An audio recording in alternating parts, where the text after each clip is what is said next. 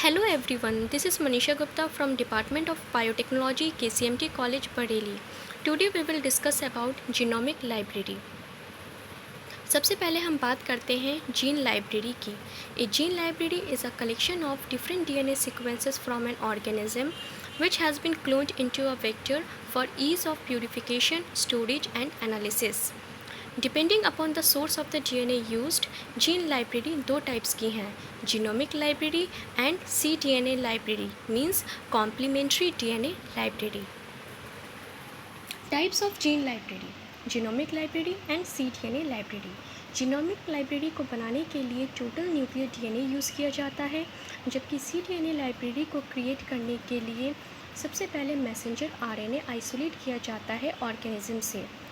उन messenger RNA को cDNA में कन्वर्ट किया जाता है, देन cDNA लाइब्रेरी क्रिएट की जाती है.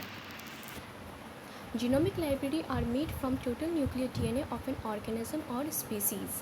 टोटल न्यूक्लियर DNA को आइसोलेट करने के बाद उसे फ्रैगमेंटाइज किया जाता है यूजिंग एंजाइम रेस्ट्रिक्शन एंडोन्यूक्लियस, जिसे मॉलिक्यूलर सीजर भी कहते हैं. Genomic libraries contain whole genomic fragments including gene exons and introns, gene promoters, introgenic DNA, origins of replication, etc.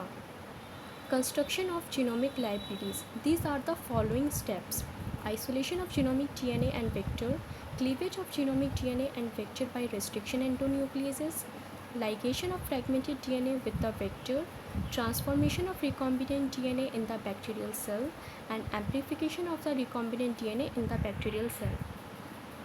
First step is extraction of genomic DNA.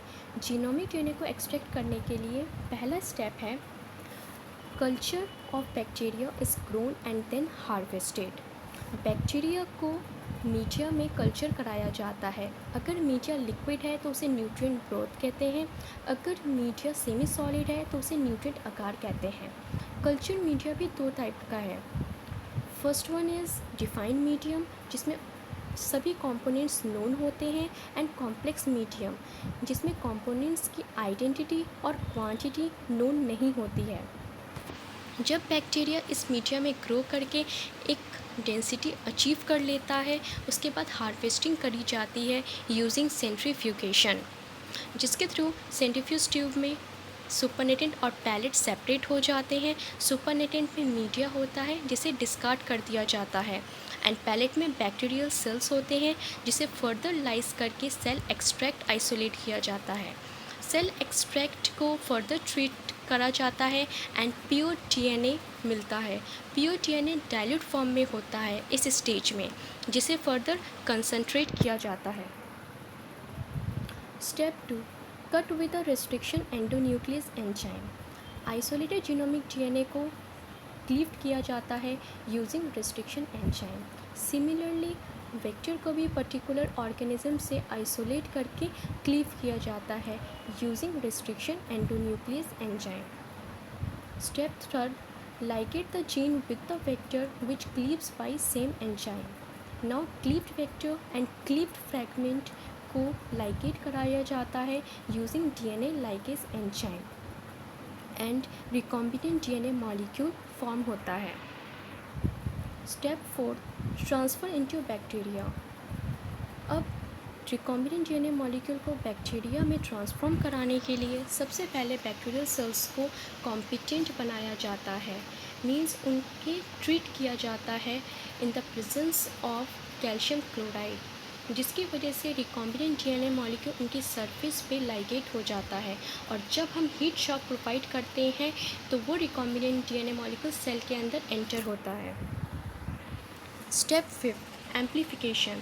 Amplification means increasing the copy number of recombinant DNA molecule in a host cell, जिसके लिए हम host cell को किसी antibiotic के presence में उसे incubate करते हैं. इस डायग्राम में जीनोमिक लाइब्रेरी कंस्ट्रक्शन दिखाया गया है, जिसके लिए human DNA and bacteriophage DNA, जिसे हम वेक्टर की तरह यूज़ करेंगे, दोनों को आइसोलेट किया गया. उसके बाद रेस्ट्रिक्शन एंजाइम की हेल्प से ह्यूमन DNA को फ्रैगमेंटाइज किया गया.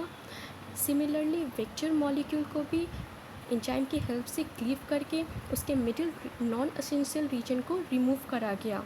उस मिडिल रीजन में ये फ्रैगमेंट इंसर्ट करा दिया गया, जिसकी वजह से रिकॉम्बिनेंट डीएनए मॉलिक्यूल फॉर्म हो गया, जिसे फर्दर पैकेज कराया जाता है लैम्डा फेज हेड में, जो कि बाद में इन्फेक्ट करता है ई कोलाई सेल को। ई कोलाई सेल्स अपनी कॉलोनीज प्लेट्स में डेवलप करती हैं। उसके बाद बैक्टीरियोफेज का प्लेग डेवलप होता है।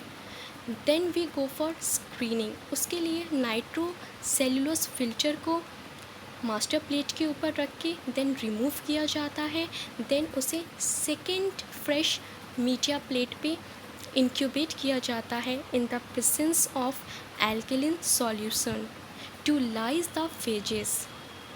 देन फेज के डीएनए को डीनेचर करा जाता है। जब डीएनए डीनेचर हो जाता है और सिंगल स्टैंडर्ड फॉर्म में आ जाता है, then hybridize it with labeled probe and perform auto radiography।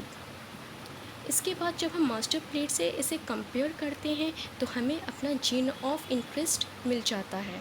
इस प्रोसेस को स्क्रीनिंग कहते हैं। Applications of genomic library.